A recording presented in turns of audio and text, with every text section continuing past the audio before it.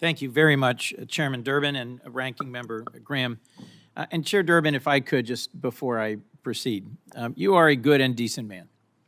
And one of the strongest impressions I've had of you is when I first came here 14 years ago and was presiding and got to hear you deliver a speech about Dreamers on the floor. It's one of the first things that happened after I got elected. And your passion, your engagement, your determination to find a way forward here has inspired me and has challenged all of us. And your bipartisan work with Senator Graham, Senator Hatch, and others is a monument to persistence in the pursuit of justice. Thank you. And I'd like to thank our witnesses today for appearing before us and for testifying. To Officer Soto Rodriguez, thank you for your service and your willingness to share your story today. And to Ms. Nobles, I'm a parent too, and I cannot imagine the depths of your suffering and agony, and I just wanted to convey my sympathies for your unspeakable loss.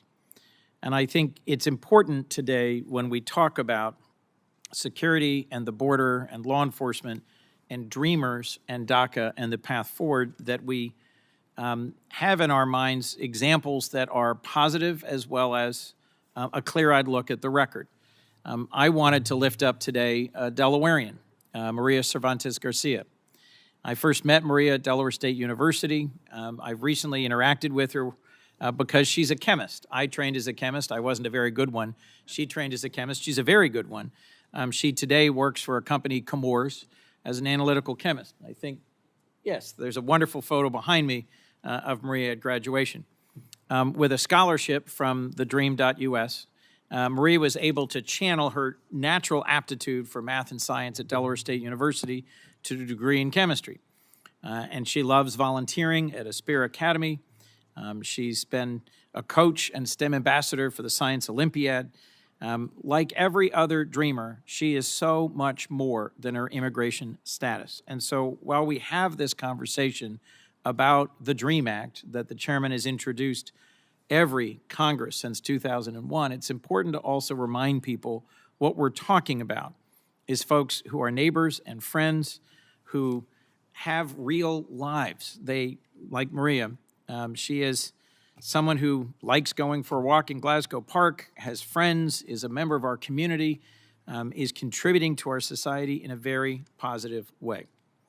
There's long been bipartisan recognition that we should act to address the status situation of people like Maria.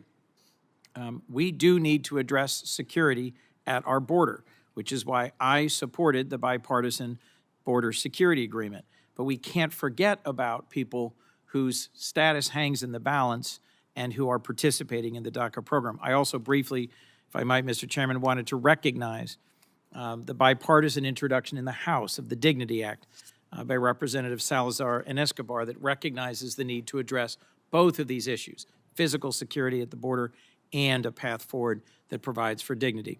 Let me ask two questions, if I might. Officer Soto Rodriguez, I'm interested in your perspectives as a DACA recipient and a member of law enforcement. What's your reaction to those who talk about the border and public safety as a reason not to provide a path to citizenship for dreamers such as yourself? Do you mind rephrasing the question more shorter, like I'll put it differently.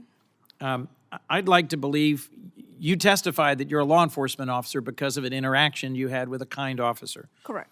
Are you hopeful that your presence on the force will help inspire others to join law enforcement? Correct. And is it your view that the issues at the border of safety and security and the issues of whether or not people who were brought here as children decades ago are different issues? Correct. Thank you. That was the simple point I wanted to make. Mr. Wong, if I might, in Delaware and in states across the country, we're dealing with big labor shortages. Can you just speak briefly to how fortifying DACA and passing the DREAM Act can help address significant labor shortages in the United States? Yes, the DREAM Act would bring hundreds of thousands of undocumented young people out of the shadows and into the labor force. Legal status will allow them to work more fully and more productively. Importantly, legal status will allow individuals to work in jobs that are commensurate with their education and training. And so when we think about undocumented young people, many who don't have DACA are stuck in jobs that are far below what their ceiling is. And so providing a path to citizenship and legal status would allow these undocumented young people to meet their full potential, thereby addressing labor needs across the workforce. Thank you, Professor. One of the reasons I lifted up Maria, again, I want to express my gratitude to the Dream.us for making it possible for her to graduate from Delaware State University. She's an example of what is possible, but we are currently missing out the skills and the opportunities of many who are here in this country who could and should be on a pathway to citizenship and fully contributing to our society. Thank you, Mr. Chairman. Thanks, Senator Coons. Senator Hawley and Tillis, I want you to know I made a mistake earlier and didn't recognize Senator Blackburn in proper order. So I recognize Senator Kennedy and Blackburn. Now I'm going to recognize one more Democrat, and then we'll